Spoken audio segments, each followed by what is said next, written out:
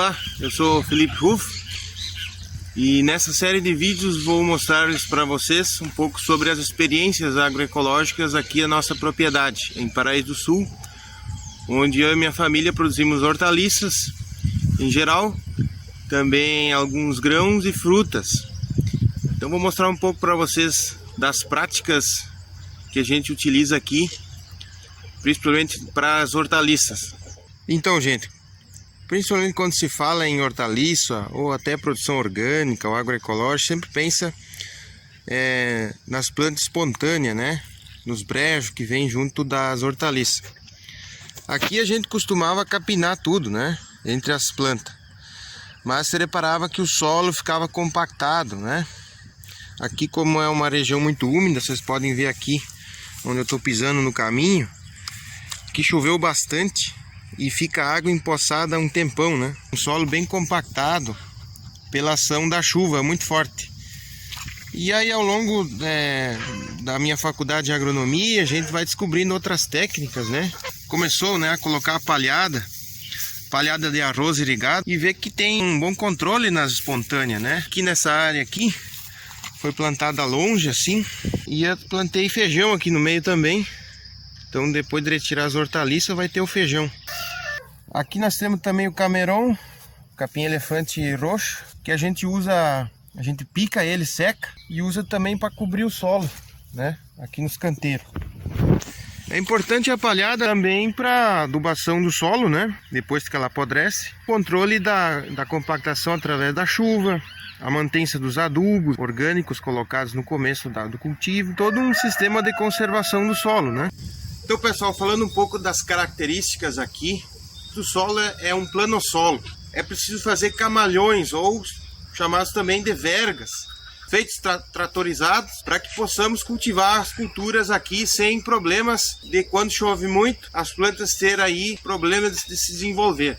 Tem uma deficiência em matéria orgânica e fósforo, justamente pelo revolvimento contínuo, pelo alagamento que esse solo sofreu. Então, para recuperar isso, a gente começou a cultivar plantas de cobertura, né, para cobrir o solo e tentar recuperar a matéria orgânica e a atividade biológica. Os tipos de aveia foram interessantes aqui para manter a capacidade física do solo e também aumentar a matéria orgânica. Então aqui a gente pode ver a aveia branca ucraniana, que nós cultivamos aqui no inverno, para posteriormente cultivar culturas de verão por cima dela no sistema plantio direto. Estamos aqui numa área de produção de grãos, de feijão e milho. Aqui, como vocês podem ver, o sistema de cultivo também é com vergas, mas aqui, além da aveia branca, nós temos também uma leguminosa em consórcio, que é a ervilhaca. A ervilhaca é uma planta leguminosa que fixa o nitrogênio através das bactérias, e a aveia, uma planta gramínea, né, que fornece a palhada com mais tempo sobre a cobertura do solo.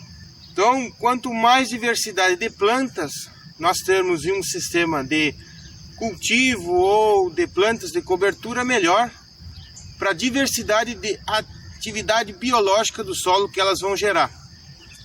Aqui no nosso caso vai ser rolado aqui com um pneu e as plantas vão ser cultivadas sobre elas, milho e feijão.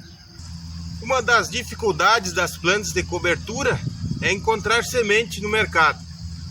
Por isso é importante, quando encontrar, reservar um espaço na sua propriedade para cultivar a sua própria semente, não dependendo de todo ano comprá-la no mercado. Aqui no nosso caso, esse espaço aqui, pequeno, é destinado à produção de sementes da ervilhaca. E a gente, depois que ela seca, junta e bate como feijão. Assim nós guardamos e semeamos junto com a aveia ou junto com outra planta de cobertura no inverno, para nós fazermos a adubação verde. Aqui nessa área, nós, antes de fazer o camalhão, nas linhas onde iriam ser soterradas, nós colocamos resíduos de galhos, folhas e restos de árvores, de podas de árvores. Como vocês podem ver aqui, a propriedade é bastante arborizada Então o volume de podas pode ser expressivo, onde a gente colocou aqui no meio e fez a verga por cima desses resíduos. Então isso facilita a fertilidade do solo a longo prazo, possibilitando aí que as plantas, ao enraizar lá para baixo, consigam captar nutrientes que vão sendo disponibilizados através da degradação dessas matérias que foram postas ali no meio. Esse sistema é parecido com o sistema Rugelkultur da permacultura, que significa cultura de montanha ou cultura de montes, que é uma técnica que a permacultura preconiza para se fazer um cultivo perene de canteiros, justamente em regiões alagadas. E aqui serviu como base para se fazer esses camalhões. Então aqui a área de aveia que foi acamada nesses 2 camalhões. Quando a aveia chegou no ponto leitoso, que a gente chama, que é quando a gente espreme o grão e esse grão sai um líquido branco, né? Então aqui foi feito esse manejo através de pneus, né? Onde os pneus acamaram essa aveia. Esse estágio do grão leitoso é o ideal para que se faça esse manejo de acamamento, porque evita dela levantar para cima. Mas aqui não levantou para cima, mas rebrotou. Mas como vocês podem ver, depois que ela acamou, foi plantado aqui o repolho, o coração de boi e o repolho roxo. Mesmo ela rebrotando, não está fazendo nenhum dano aqui para o repolho. E além também que agora vai começar a esquentar e ela vai senescer, né? E aqui estão as mudas de repolho vindo bem normalmente, né? Vendo aí a capacidade de cobertura que a aveia tem aqui no solo, né? Possibilitando aí a proteção dele. As raízes da aveia também protegem fisicamente o camalhão. E aqui por cima, nesse canteiro, eu semeei rabanete, como vocês podem ver aqui. E também o trevo, né? Trevo branco e também cornichão. Então por que eu semeei isso aqui? As plantas espontâneas em alguns espaços da aveia já vem vindo. Então eu resolvi semear a planta espontânea que eu quero que ela se desenvolva. Aqui é o trevo, que futuramente vai ficar por baixo das hortaliças, né? Por baixo aqui do brócolis, do repolho. E o rabanete eu vou colher, né? E consumir. Depois disso eu tenho uma cobertura do solo aqui só de trevo, né? Esse trevo vai perfilhar, né? Vai emitir aí estolões e vai cobrir o solo, evitando as espontâneas, né? Vai proteger o solo, além de ser uma leguminosa, né? Através das bactérias, fixando o nitrogênio. Sendo uma cultura perene, né? O trevo e o cornichão aí, que podem, depois dela se estabelecer aqui nesse canteiro, eu posso manejar ela para cultivar hortaliças em cima dela de novo. Então pessoal, nessa área eu também fiz aqui o cultivo do trevo junto com as hortaliças. São camalhões aqui também, onde vocês podem ver foi semeado o trevo. E junto com as mudas de hortaliças, vocês podem ver a cobertura fantástica que o trevo fez aqui no solo, né? Além de ter algumas espontâneas aí que se sobressaíram, né? Mas na grande maioria o trevo está aqui se estabelecendo muito bem. O trevo é uma cobertura muito boa, porque ela fica rasteira, ela vai, o máximo que ela vai ter é essa altura, né? Não compete aí com as hortaliças, porque as suas raízes são pivotantes, né? São raízes que vão fundo no solo, vão mais profundamente, não competem mais superficialmente com as hortaliças, os nutrientes, né?